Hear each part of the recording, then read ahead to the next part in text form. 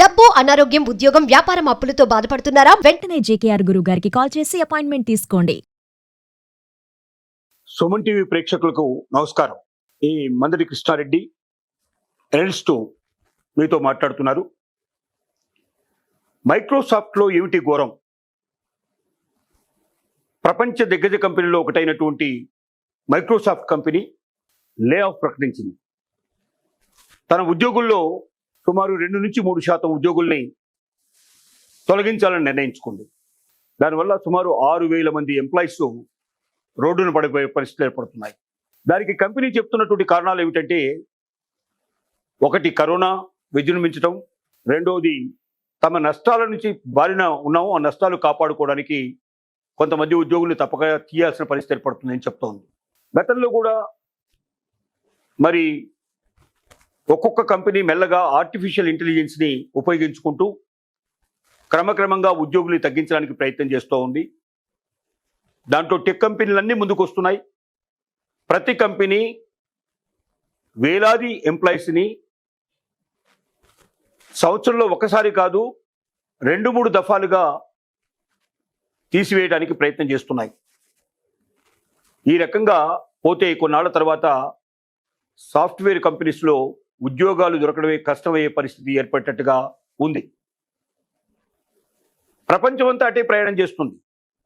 ఎప్పుడైతే artificial intelligence యొక్క ఉపయోగాలు పెరిగాయో ఒక్కొక్క కంపెనీ దాన్ని అడాప్ట్ చేసుకోవడం, ఉద్యోగులు చేసే పనిని మరి ఆర్టిఫిషియల్ ఇంటెలిజెన్స్ ద్వారా చేయించుకోవడానికి ప్రయత్నం చేయడం, తద్వారా చాలా తక్కువ ఖర్చుతో ఒక ఉద్యోగుల మీద పెట్టేటువంటి డబ్బు ఒక ఆర్టిఫిషియల్ ఇంటెలిజెన్స్తో పోల్చినట్టయితే ఒక 100 నుంచి 1000 మంది ఉద్యోగుల మీద పెట్టే ఖర్చులో ఒక 10వ వంతు ఖర్చు పెట్టినట్టయితే ఆర్టిఫిషియల్ ఇంటెలిజెన్స్తో అదే పనిని అంతకన్నా బాగా, అంతకన్నా ఎక్యురేట్గా, అంతకన్నా పర్ఫెక్ట్గా చేయించుకోగలిగే అవకాశం కంపెనీలకు దొరికినప్పుడు ఏ కంపెనీ మాత్రం దయాదాక్షిణ్యాలతో ఎక్కువ మంది ఉద్యోగులు పెడతాను, వాళ్ళ జీతభత్యాలు ఇస్తాను, వాళ్ళని పోషిస్తానని చెప్తాయి చెప్పండి? అందువల్ల ప్రతి కంపెనీ కూడా ఎక్కువ లాభాలు సంపాదించాలంటే ఖర్చు తగ్గించుకోవాలి.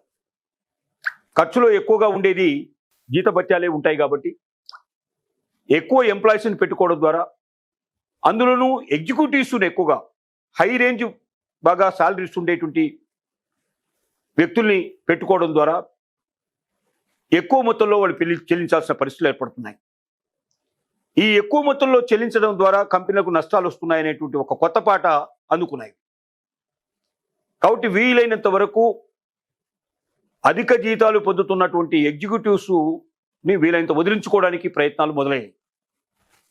ఆ తర్వాత సెకండ్ లెవెల్ ఉద్యోగస్తులు కూడా వాళ్ళ ప్రభావం నెక్స్ట్ వాళ్ళ మీద ప్రభావం పడుతోంది.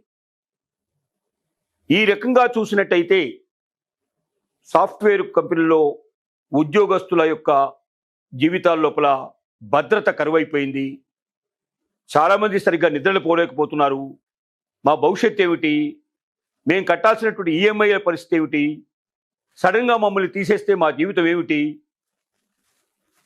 ఒక మంచి జీవితాన్ని ఊహించుకొని ఆలోచించుకొని చదువుకునేటప్పుడే నేను ఖచ్చితంగా సాఫ్ట్వేర్ ఉద్యోగం అవుతాననే ఆలోచనతో చాలామంది పిల్లలు విద్యార్థి దశ నుంచే కళ్ళకు అంటున్నారు. ఆ కళ్ళకు రూపం తీసుకొచ్చుకోవడానికి అహోరాత్రాలు శ్రమించి మంచి మంచి స్కూల్స్లో, మంచి మంచి కాలేజెస్లో చదువుకొని, వీలైతే విదేశీ విద్యను కూడా పూర్తి చేసుకొని గొప్ప కంపెనీలకు అప్లై చేసుకొని వైట్ కాలర్ జాబ్ చేసుకుంటూ కాలు మీద కాలు వేసుకొని జీవితం అంతా ఆనందంగా సంతోషంగా గడపవచ్చు అనేటువంటి కళల్లో, ఊహల్లో, ఉద్దేశాల్లో ఉన్నవారు ఇప్పటికే కంపెనీలో జాయిన్ అయిపోయి ఇల్లు, కారు, ఫర్నిచరు, పిల్లలకు మంచి మంచి స్కూల్స్, తమకు వచ్చేటువంటి ఆదాయం లోపల హాయిగా ఆనందంగా బతకడానికి, రిచ్గా ఉండడానికి ప్రతి ఒక్కరు ప్రయత్నం చేస్తూ ఉన్నారు. ఈ తరుణంలో ఉద్యోగానికే భద్రత లేదు. నీ ఉద్యోగం తీసేసామంటే వాళ్ళు మళ్ళీ ఇంకెక్కడైనా అప్లై చేసుకుని ఉద్యోగం పొందడం కూడా చాలా కష్టంగా ఉంది. టెక్ కంపెనీస్ అన్నీ ఒకే రకమైన మాట మీద నిలబడుతున్నాయి. అందరూ ఆర్టిఫిషియల్ ఇంటెలిజెన్స్ని ఆశ్రయిస్తున్నారు.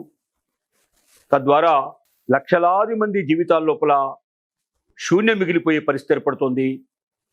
పరిస్థితులు తలకిందులయ్యే పరిస్థితులు ఏర్పడుతున్నాయి. ఎంతమంది దీన్ని తట్టుకొని నిలబడుతారో తెలియదు. వెంటనే వాళ్ళంతా కూడా మానసిక నిపుణుల్ని ఆశ్రయించాల్సిన అవసరం ఉంది. లేకపోతే డిప్రెషన్లోకి వెళ్ళిపోయే పరిస్థితి, లేకపోతే సూసైడ్ చేసుకోవాలనే ఆలోచన రావడం, ఇలాంటివన్నీ కూడా జరిగే అవకాశాలు ఉన్నాయి. కాబట్టి చాలామంది విశ్లేషకులు సూచిస్తుంది ఏమిటంటే, టెక్ కంపెనీలో పనిచేసే వాళ్ళు వెంటనే మానసిక నిపుణుల్ని కలవాలని, వాళ్ళ సలహా తీసుకోవాలని, వాళ్ళలో ఉన్న భయాందోళనను పోగొట్టుకోవాలని, మెంటల్గా ప్రిపేర్ అవ్వాలని, భవిష్యత్తులో ఎలాంటి పరిస్థితుల్లో పడ్డా వాళ్ళ కాళ్ళ మీద వాళ్ళు నిలబడి ఆల్టర్నేటివ్స్ ఏమైనా వెతుక్కొని జీవితాన్ని ముందుకు నడిపించాలి తప్ప జీవితాన్ని అంతం చేసుకోవడానికి ప్రయత్నించకూడదని ప్రతి ఒక్కరికి కూడా విజ్ఞప్తి చేస్తూ, మైక్రోసాఫ్ట్ లెసన్తో భవిష్యత్తులో చదువుకునే విద్యార్థులనేది కూడా 1-2 సార్లు ఆలోచించుకోవాలి. సాఫ్ట్వేరే జీవితం అనుకుని ముందుకు వెళ్ళకూడదు. ఆల్టర్నేట్స్ ఏమున్నాయో వెతుక్కోవాలి. ఉద్యోగం మీదనే ఆధారపడకుండా ఎంటర్‌ప్రెన్యూర్‌షిప్ కోసం ప్రయత్నించాలని మనవి చేస్తున్నాం.